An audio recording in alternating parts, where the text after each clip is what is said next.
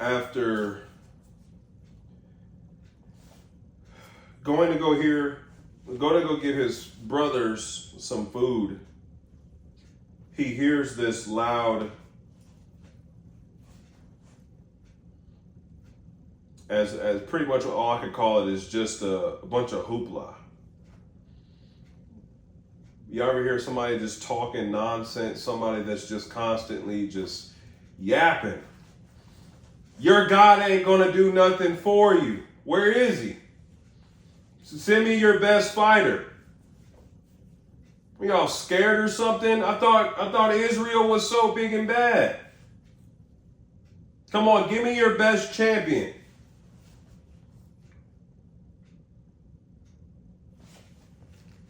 See, David was blessed though. David had already been spoken over. Life was already spoken over. The blessing had already been spoken over David. David, when he was just 12, was told that one day he'd be king. Now, I'm not sure if people actually believed that, and maybe they did. I mean, obviously it came from Samuel, and Samuel being God's prophet, I'm sure that people were like, oh, snap, so it's going to be David. But then David's brothers are out there at the war front, scared. All of the children of Israel scared. David was no stranger to King Saul because he had been playing the harp for him. So going to King Saul wasn't anything out of the ordinary, but when he went to him, he was like, bro, like, why aren't we doing anything about this?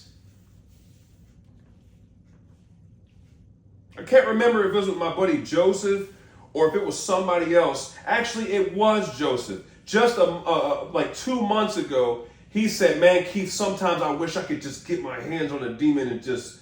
And honestly, I myself feel the exact same way. Because like David, that same zeal is in my heart. Like Jehu. If you don't know the story of Jehu, open up the Bible and go see about this man, Jehu. Go see what he did. Not the end of his life, but before, when the zeal was inside of him and he went and killed. Go read.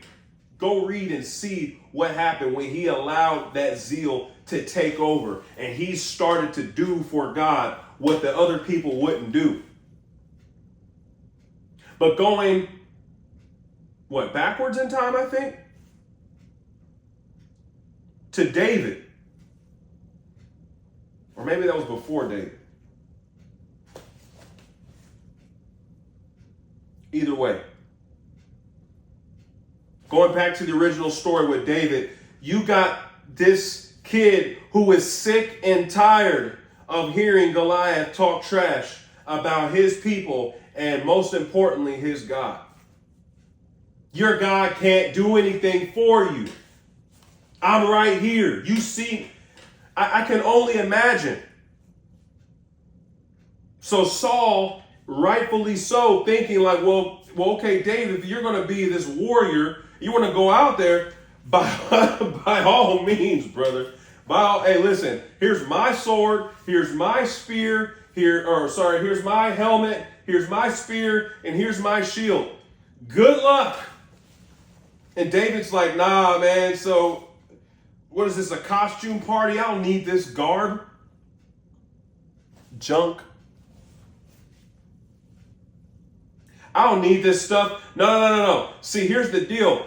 While I was out there tending the sheep, a bear came, fought it. A lion came, fought it. Bare hands. I fought a lion with bare hands. Joke.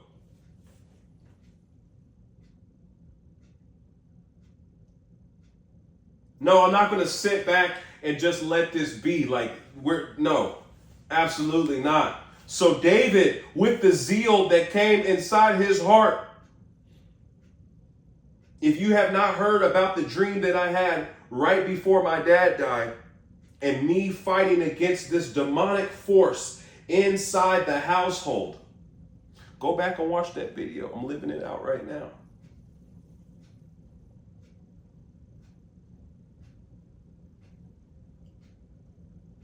The zeal came over him and he said, all right, bet. Here's what I'm about to do. I'm going to go to the creek. I'm going to get 5 stones. And I'm going to come back. And it's over with. It always bothered me. Why in the world did David go get 5 stones? But we know the story. With 1. He wasn't going to miss. You think all that zeal and the power of God and you're going to miss? Absolutely not.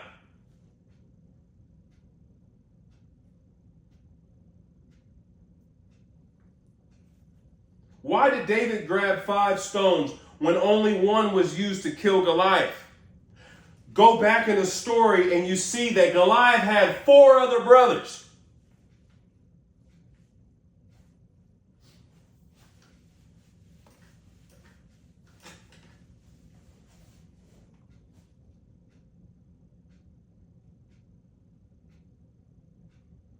Sometimes, like David, I feel like I want God to use me to kill the giant. I'm serious. Give me a chance, Lord, to get my hands on the demons operating inside my family, on the demons operating inside my head, on the demons operating outside, manipulating things here and there, causing this or causing that. Paul said, I had this thorn in my side, but the Lord didn't remove it. No, God, give me the strength to not only remove the thorn, but like put it in the fire to where it dies, it burns, it's gone forever. And I don't mean like, I'm talking about diesel fuel, light it and sit there and I myself get to watch it burn. That's the fire I have inside. Where'd that come from? Keith, you're such a chill guy. Yes. I imagine people thought the same thing about Jesus when they're walking around and he's touched, heal. Do you believe? Go and sin no more. People, it literally said that people were made whole. That means that if they didn't have an arm, by the time Jesus went through the town, they had an arm, veins that come with it, skin, bone, and a hand, and fingernails that, had hangnails on it that they would have to cut. They had no leg. Well, they got the whole leg now. And they can wear Jesus sandals. But when Jesus got to the temple and saw that they were making a mockery of his Father's house, the things that belong to God, absolutely not. Ain't no games here. I'm not for that. Like David, like Jehu, so many warriors. Fast forward to me today, I myself feel the same way. When it comes to the things of God, he will not be mocked. When it comes to the things of God, God will not be mocked. And like David, see, there's 1 stone is all it would take. And it would kill the Goliath in my life. But I still got a few others. But Keith, what about the other 4 rocks? What about the other 4 stones? You said you got five Goliaths in your life. Why do you only need the 1? Let me tell you why I only need the 1. Because after David struck him in the forehead, he went over and with Goliath's own sword, that was enough to send the Philistines running. That means the 4 brothers gone. The other 4 stones didn't have to be used because the people saw God was with that young man. No more was it a question of is God going to be with him? No, because guess what?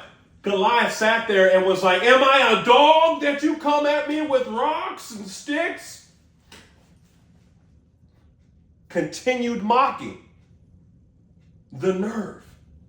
Demons do not care because they have no respect for the living God. But if you see a man of God,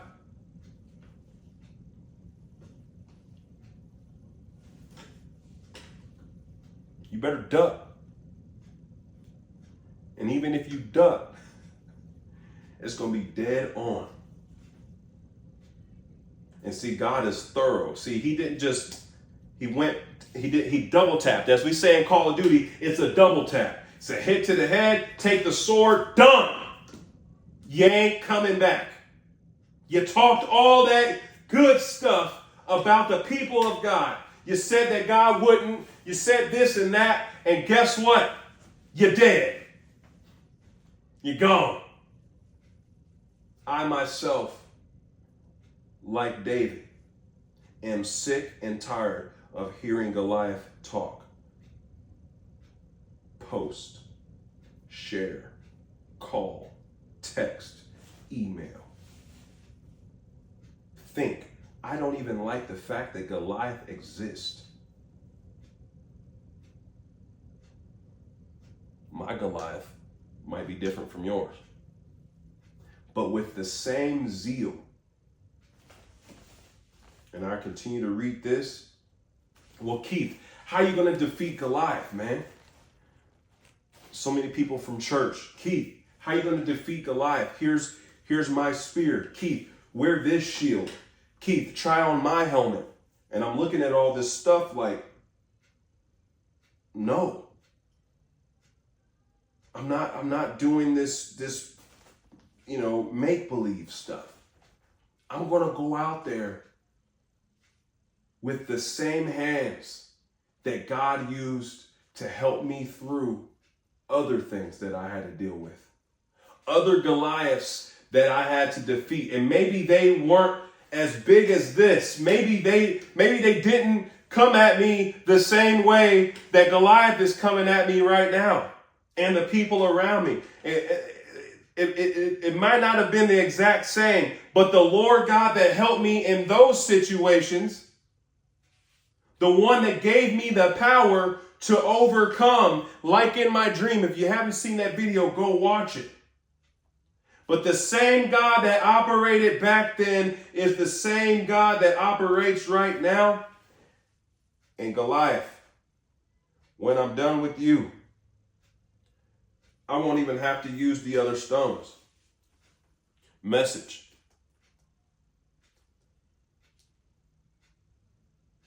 I may not face Goliath, but I got my own giants.